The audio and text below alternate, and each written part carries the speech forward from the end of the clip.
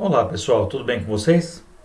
Vamos começar aqui mais uma aula de direito penal e conforme vocês haviam me pedido na última aula, eu vou hoje então tratar sobre o aborto. Eu já havia enviado para vocês um material escrito, tá?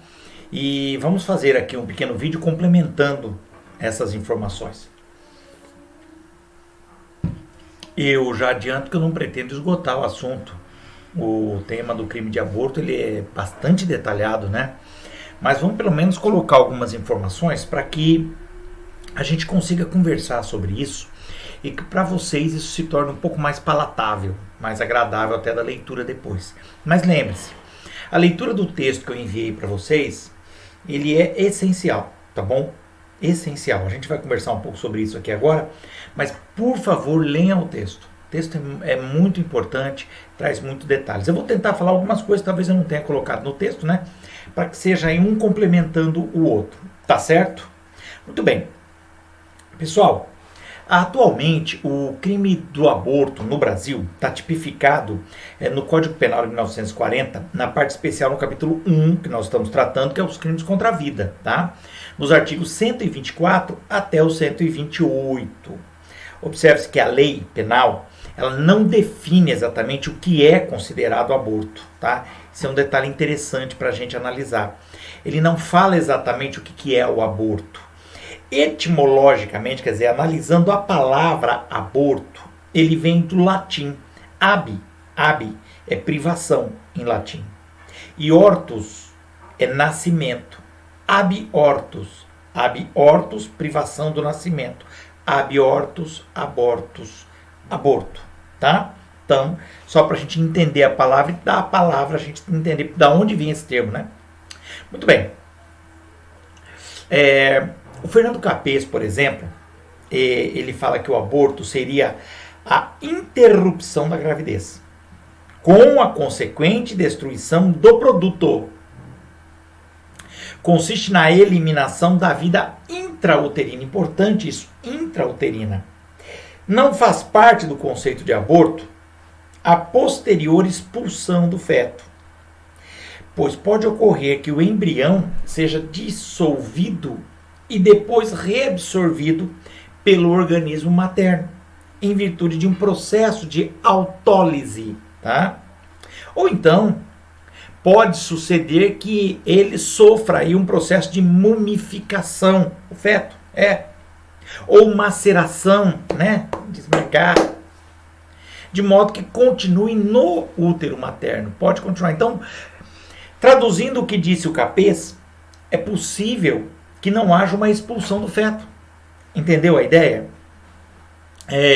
Destrói-se o produto da gravidez, sim, o feto, mas não se exige a eliminação, a expulsão, né, desse feto de dentro do útero. Tudo bem? Poderia ocorrer o aborto mesmo que o feto continuasse no útero, o que não é incomum, pessoal.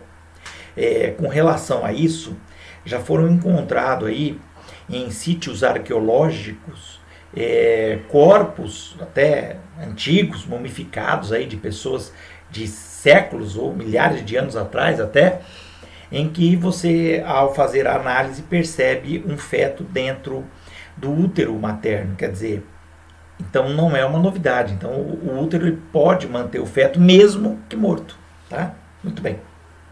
Então é só para saber que não precisaria aí da expulsão especificamente do feto. Fique atento a este pequeno detalhe, tá bom? Muito bem. No Código Penal atual, ressalte-se aí bem, que o bem jurídico tutelado é a vida, mas a vida intrauterina. E isso é muito importante para a gente separar dos outros crimes contra a vida, pessoal. Principalmente com relação ao infanticídio, o homicídio, tá? Então, o bem jurídico que se busca proteger no aborto é a vida intrauterina, dentro do útero. E o direito ao nascimento com vida, tá? Direito a nascer com vida. Logo, a gente percebe que é esse o objetivo da criação da lei, né? Logo, é um crime de dano. Crime de dano. Fazendo a classificação dos crimes, né? O aborto é crime de dano, que necessita da sua consumação, ou seja, a interrupção da gravidez com a expulsão do feto do útero para a sua configuração. Cuidado. O crime tentado, o aborto tentado, também é crime, óbvio, mas aí você tem que buscar uma norma de extensão lá do artigo 14, inciso 2. Tudo bem?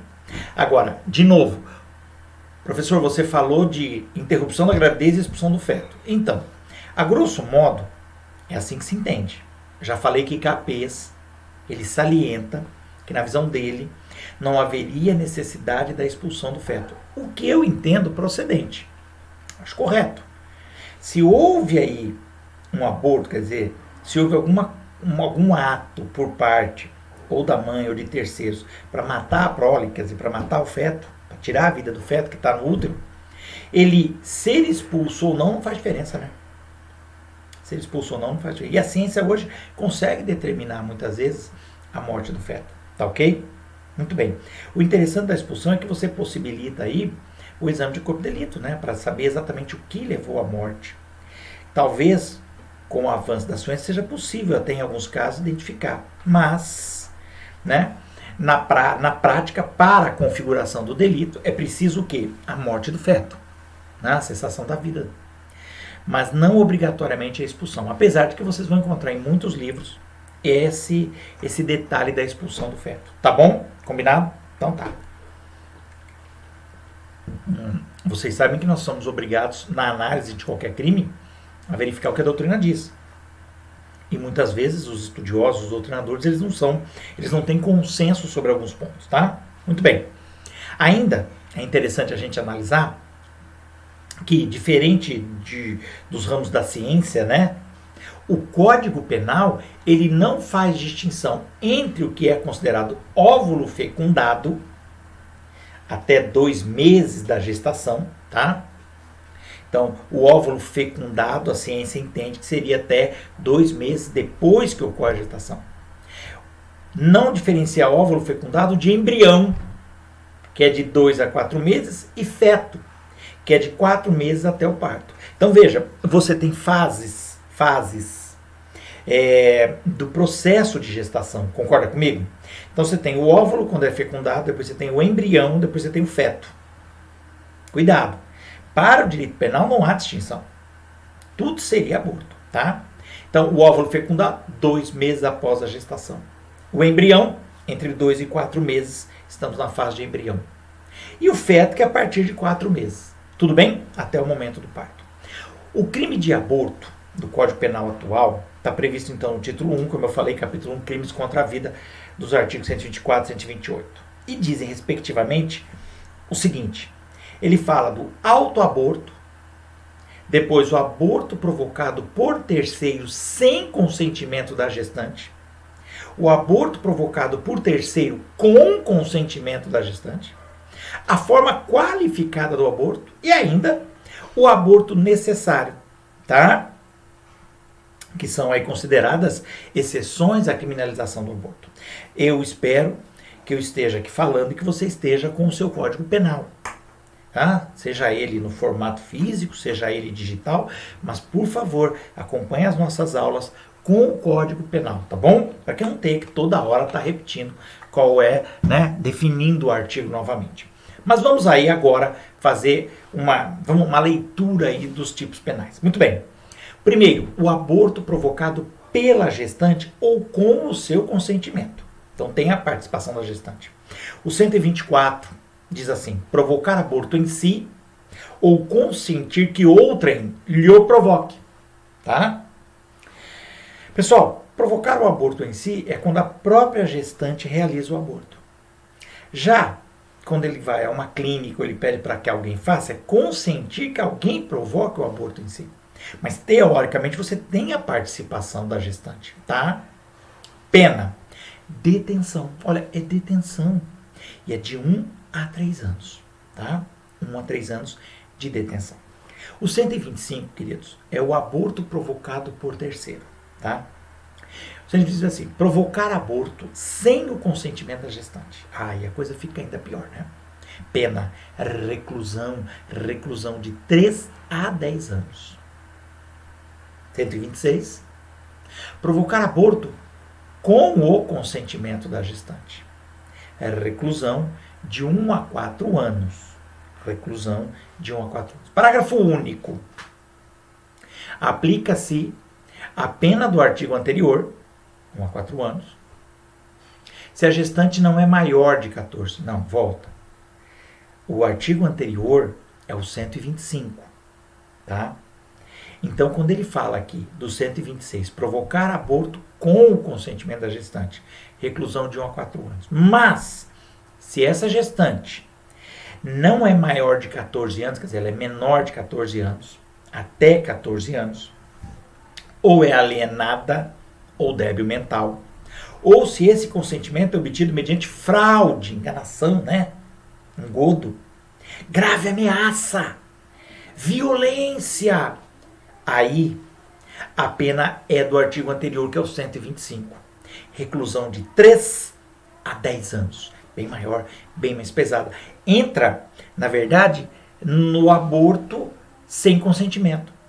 Na verdade, o que ele está considerando aqui é o seguinte: é um consentimento viciado.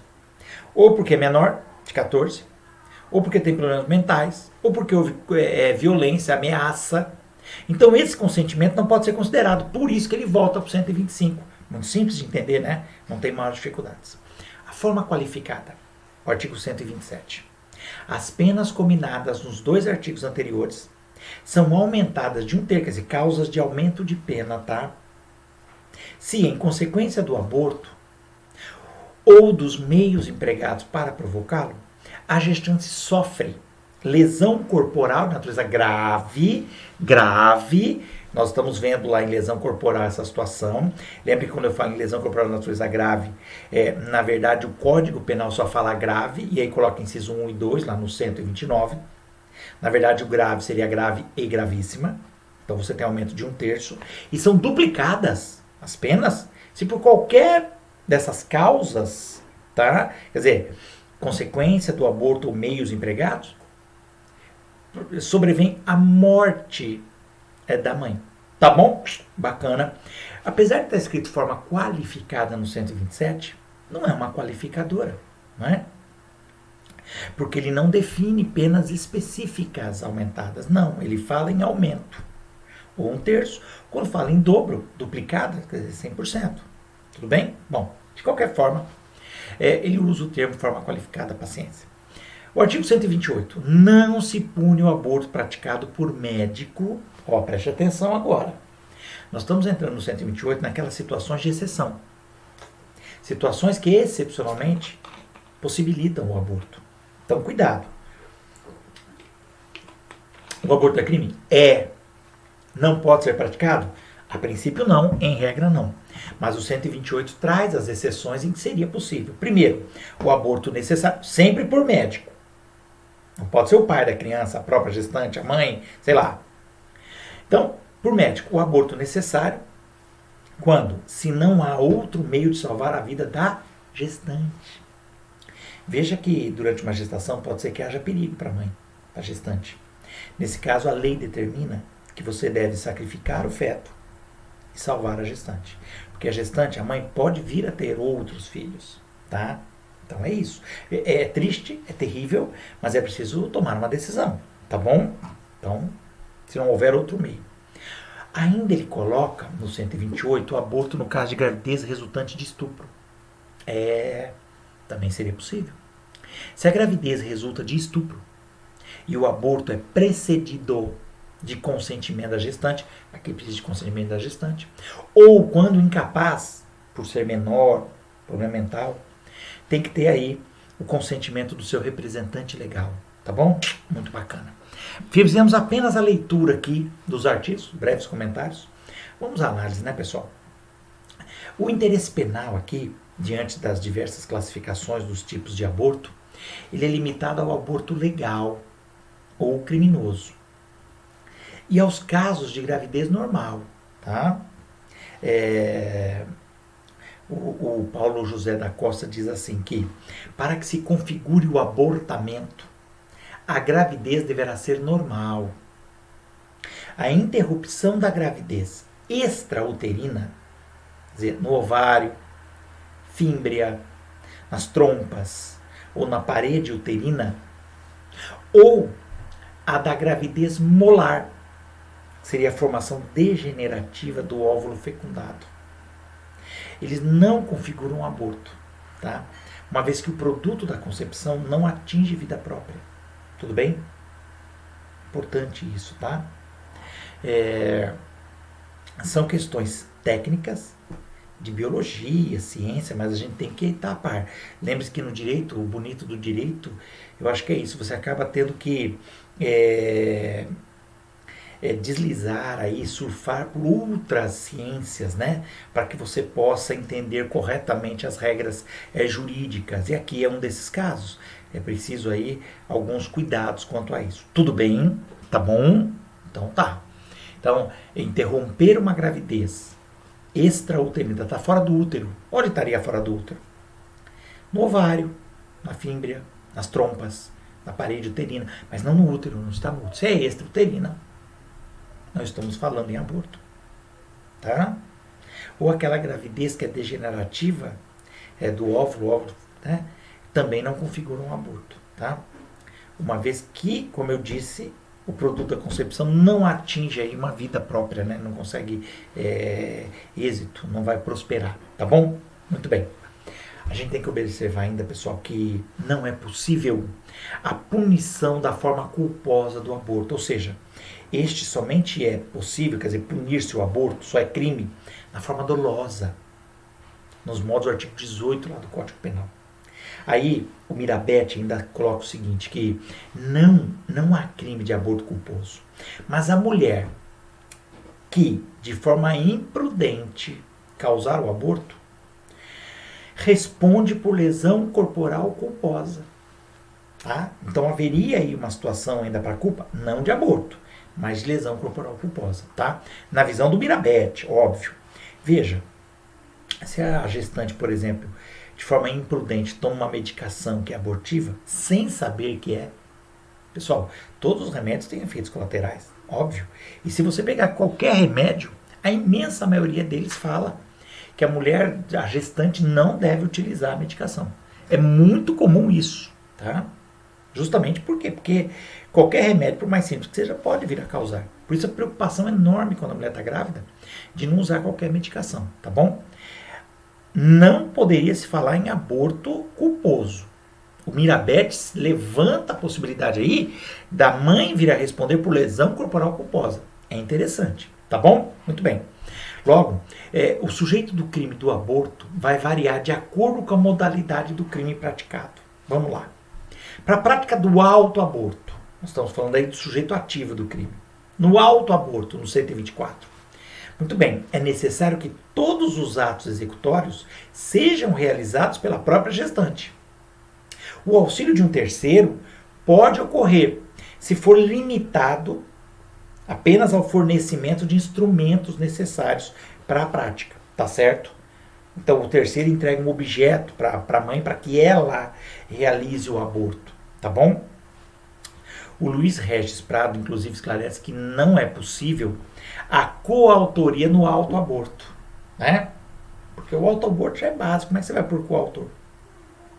Mas somente a participação. Agora, o partícipe pode. Tudo bem?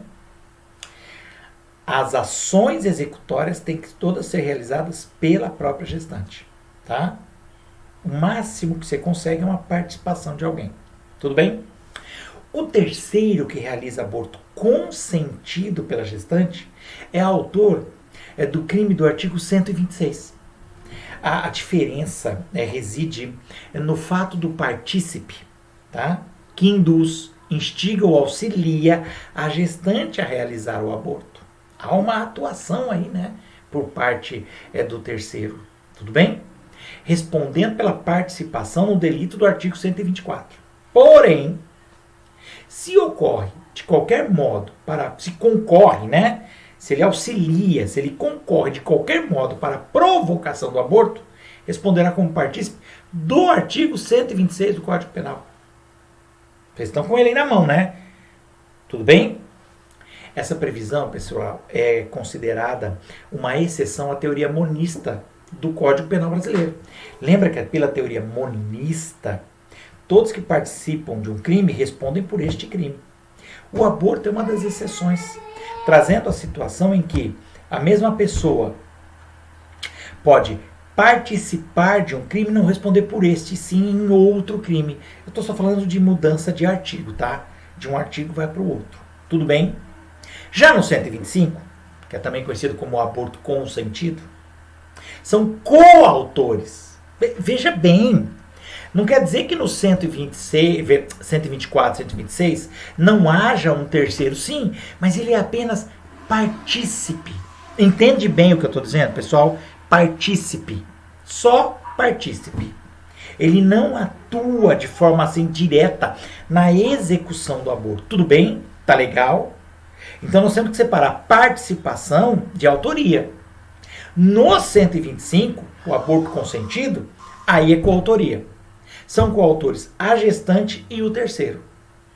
O Costa Júnior, inclusive, afirma que a gestante não se limita a tolerar a prática abortiva, mas coopera com a prática, entendeu? Por isso, coautoria. A mulher não permanece inerte.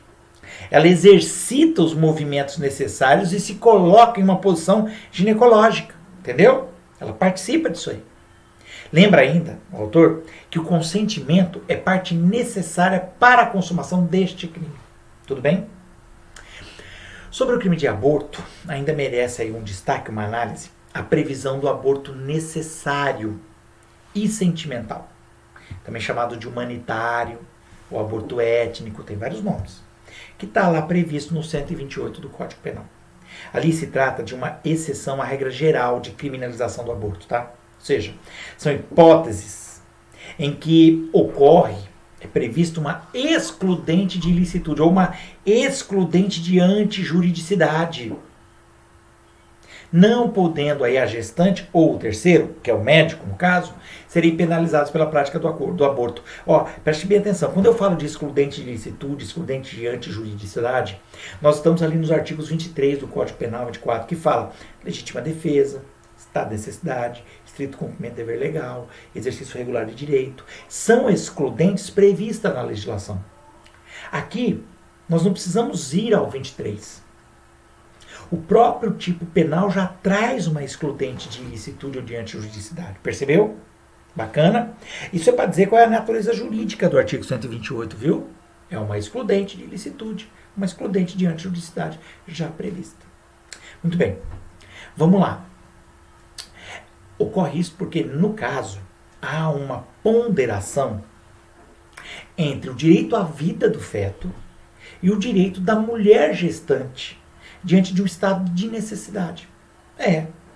Em que, aplicando-se o princípio da proporcionalidade, pessoal, protege-se o direito da mãe, por ser considerada a sua morte um mal menor do que a morte de um feto, tá? Tudo bem? Então, aqui é uma questão de proporção. As duas situações são horríveis. Ninguém aqui está dizendo que a solução é boa. Não, tá?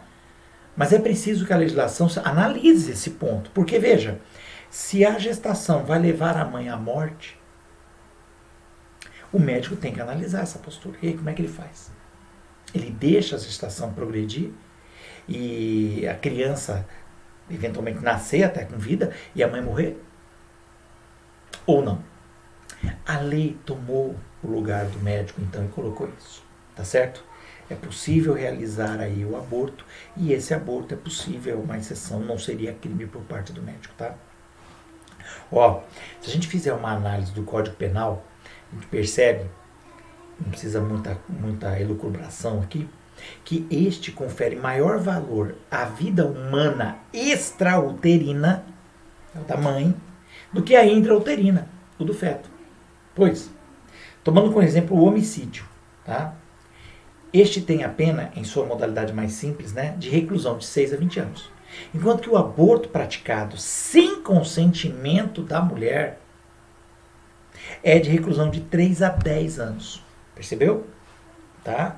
Bom, o grande Hungria, ele dizia que o aborto necessário é definido como a interrupção artificial da gravidez para conjurar perigo certo e inevitável, por outro modo, à vida da gestante. Tá? Então você percebe que nós temos aí visões a respeito disso. O Guilherme Nutt diz que nenhum direito é absoluto, nem mesmo direito à vida. E por essa razão, é perfeitamente admissível o abortamento em circunstâncias excepcionais para a preservação da vida digna da gestante. Tá? Você veja que, então, vários autores se colocam a analisar esse aborto legal, né? Muito bem. Diz aí o próprio Nutt, no livro dele ele fala assim, ó, o aborto humanitário é uma figura criada para a proteção da integridade psicofísica da mulher violentada. Valor esse corolário da dignidade humana. Considerando que a mulher não deve ficar obrigada a cuidar de uma criança advinda, por exemplo, de um coito violento, indesejado, além de se tornar refém dos riscos de problemas de saúde mental, hereditários, que podem se manifestar na criança, fruto de uma relação muitas vezes doentia, violenta e criminosa. Tá? Muito bem. Isso também é seguido pelo Mirabete e pelo Fabini. Tá? Na mesma esteira desses raciocínios, ainda falando o que diz o Nutt, tá? Pode-se afirmar que, em nome da dignidade da pessoa humana, no caso da mulher que foi violentada, o direito permite que pereça a vida do feto ou embrião. São os dois valores fundamentais. Sim, os dois são. Mas a mais indicada a preservar aquele que já existe. Tá? Então, ele ressalta aqui o Nutt que a ideia do aborto, no caso de estupro, é pela dignidade da pessoa humana. Tudo bem? Dignidade da pessoa humana. Tá certo? Muito bem. Como ele falou anteriormente, com relação ao aborto necessário, ele fala que a vida, o direito à vida, que está no artigo 5º, ele não é absoluto, como nenhum dos direitos do artigo 5º são absolutos. Então, por isso, você teria que optar entre a vida de um ou de outro, tá? Entre a vida da gestante ou do feto. O que eu chamo a sua atenção, e aqui é uma análise minha, é que no caso desse aborto, ele não fala que é preciso a anuência da mãe, percebeu? Da gestante. Ele não fala, não de forma direta. No caso do aborto resultante de estupro, ele fala. Então, se a mãe quiser prosseguir com a gestação, ela pode, tá bom? Ainda, com relação ao aborto humanitário, pessoal, né? Nos dois casos, acabam entrando como uma exceção, e que aqui eu chamo a atenção porque há uma discussão muito grande hoje com relação ao aborto, né? Uma relação muito grande. Isso é discutível, Cada um de nós tem uma posição, até principiológica, pessoal, tá? Sobre essa situação. Se deve, se não deve. E eu não estou aqui falando do aborto necessário, nem do aborto resultante de estupro, tá bom? Estou falando do aborto em geral, né? Isso é muito discutível. Existe uma série de projetos, inclusive no Congresso Nacional, com a intenção de liberar a possibilidade do aborto livre, no momento em que quiser. Há países no mundo em que isso existe, tá? Mas, por enquanto, no Brasil, ainda é crime, tá? Ainda é crime. A possibilidade do aborto existe, mas em situações específicas. Tudo bem? Muito bem. Como eu falei, pessoal, aí voltando para o que eu havia acabado de comentar, né? No caso do aborto não necessário, o aborto necessário, ele independe, ele não necessita do consentimento dos familiares ou da gestante. É necessária apenas a constatação do médico, pelo médico, de que existe outro meio, ou de que não existe aí nenhum outro meio para salvar a vida da gestante. Então, neste caso, ele pode realizar o aborto. Já no aborto humanitário, que decorre de estupro, aí é estritamente necessário o consentimento da gestante ou do representante legal, tá? Tudo bem? Então aí não tem jeito. O médico não pode tomar essa decisão ele próprio, tá certo? Tá? Já no caso de risco de morte para a gestante, aí sim o médico pode. Tudo bem? Tá legal? Então você veja que mesmo quando é possível o aborto, por decisão da gestante, ainda assim ele considera que se ela quiser prosseguir com a gestação, pode. Tá? O Ministério da Saúde, pessoal, ele editou uma norma técnica sobre prevenção e tratamento dos agravos resultantes da violência sexual contra mulheres e adolescentes, com a intenção de esclarecer que é dispensável a apresentação de boletim de ocorrência, como condição para a realização do aborto legal. Tá? O Decreto-Lei 2848, que na verdade é o nosso Código Penal, né? No 128, inciso 2 do Código Penal, o abortamento é permitido quando a gravidez resulta de estupro, ou, por analogia, de outra forma de violência sexual. Tá? Constitui um direito da mulher, que tem garantido pela Constituição Federal e pelas normas internacionais de direitos humanos, pelo ECA, capítulo 1, né, direito à vida e saúde, direito integral à assistência médica, plena garantia de sua vida sexual e reprodutiva. Tá legal? Beleza? Muito bem. Vamos lá. Com relação a isso, pessoal, no caso de gravidez resultante de estupro, o Código Penal ele não exige qualquer documento para a prática do abortamento. Entenda bem, nenhum documento. A não ser o consentimento da mulher, da gestante. Logo, a mulher que sofre violência sexual não tem o dever legal de noticiar o fato à polícia.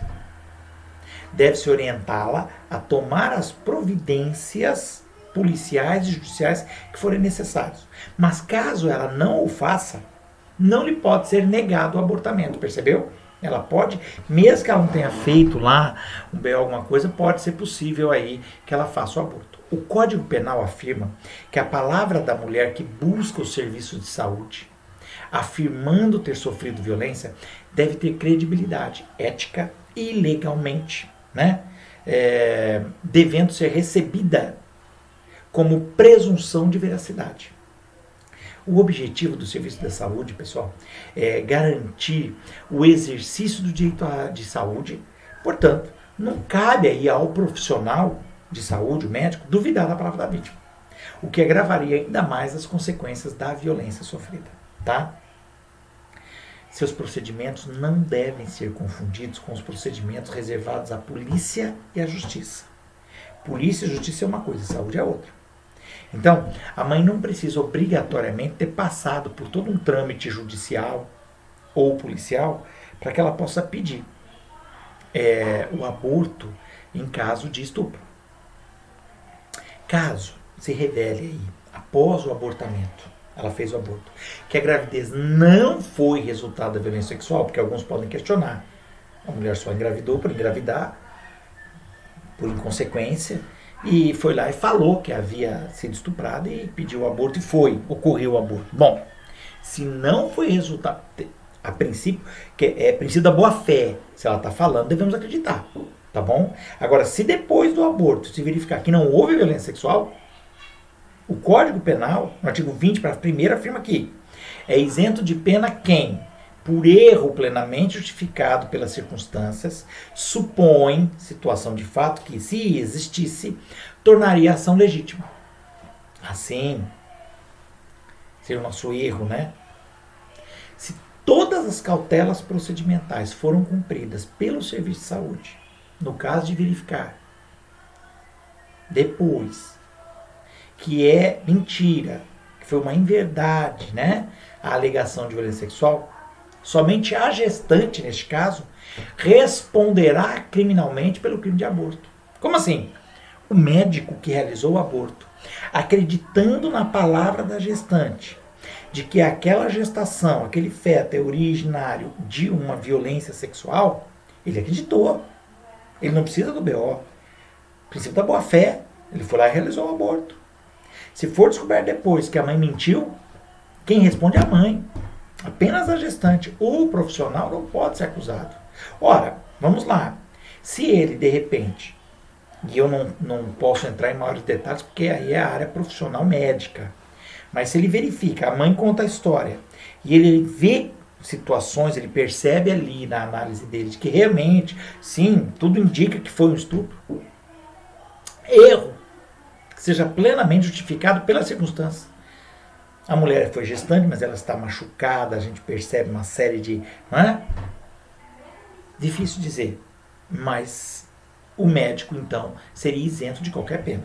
Tudo bem? Tá ok? Muito bem. São requisitos para esse tipo de aborto o consentimento da mulher grávida e que a gravidez tenha resultado de estupro. Esses são os requisitos. Não importa o tempo de gestação para a realização desse aborto, pessoal.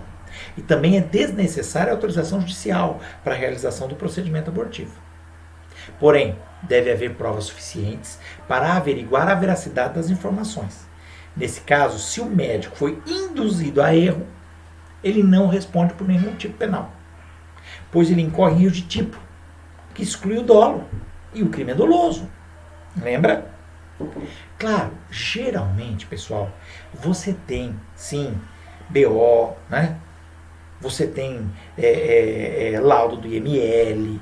Isso não costuma ser uma coisa em a mulher aparecer do nada dizendo que sofreu um estupro, está grávida e quer abortar. Geralmente isso tem alguma coisa, mas não é obrigatório. Esse é o ponto principal, tá? O aborto necessário e humanitário, ele foi durante muito tempo criticado muito, né? Pela própria sociedade, inclusive, sendo até mesmo considerado inconstitucional, né? Por afrontar o direito ao feto, direito à vida, nascimento, essas coisas. No entanto, essa discussão já foi superada. Houve um julgamento no Supremo Tribunal Federal, a arguição de descumprimento de preceito fundamental, ADPF, que vocês devem estar vendo em direito constitucional, é a ADPF número 54, caso alguém queira analisar. Quando foi declarada a inconstitucionalidade, né, como inconstitucional, a interpretação de que o feto anencéfalo constitui crime, entendeu? Pois o produto da gravidez não teria potencial de vida, não existindo bem jurídico para ser tutelado pelo tipo penal. Traduzindo, pessoal, isso é o que diz lá a DPF. Nessa DPF, nós já uma vez comentamos, inclusive, discutia-se sobre a criminalização ou não do aborto no caso do feto anencéfalo. Ora, o feto anencéfalo é aquele que não vai desenvolver um cérebro. Então, ele não tem como sobreviver. Não há a menor possibilidade. Ele pode, inclusive, morrer durante a gestação. Pode vir a perder a vida dentro do útero e já nascer morto, ser retirado sem vida. Ou ele pode até chegar a sair com vida, porque ele está ligado à mãe. As funções dele estão sendo realizadas pelo cordão umbilical, pela própria mãe, no caso, né? Ele nasce até com vida, mas é a certeza de que ele não vai sobreviver. Ele pode viver alguns segundos, alguns minutos, horas, mas ele vai perecer. Logo, se não há a menor potencialidade para a vida, como é que você está conseguindo defender aí o bem jurídico? Há bem jurídico tutelado? Esse é o ponto, tá? Muito bem. Muito bem, a gente tem que ainda falar, pessoal, merece aí um certo destaque, o chamado aborto eugenésico, ou eugênico, ou piedoso, que é o aborto realizado quando se detecta que a criança irá nascer com deformidades ou doenças incuráveis. A palavra eugenia significa purificação de raças. Isso aí, na verdade, é uma alusão, né, a uma herança aí da Alemanha nazista de Hitler, né, que se fazia isso. Matou aí milhões de judeus, tá bom? Por isso o termo nos remete àquele momento, tá bom? Esse tipo de aborto, o eugênico, tá, não é permitido na legislação brasileira. Porém, existem muitas decisões judiciais que permitiram esse tipo de aborto por má formação congênita aí do feto, tá? Agora, regra geral é crime, tá? Você não pode realizar por má formação.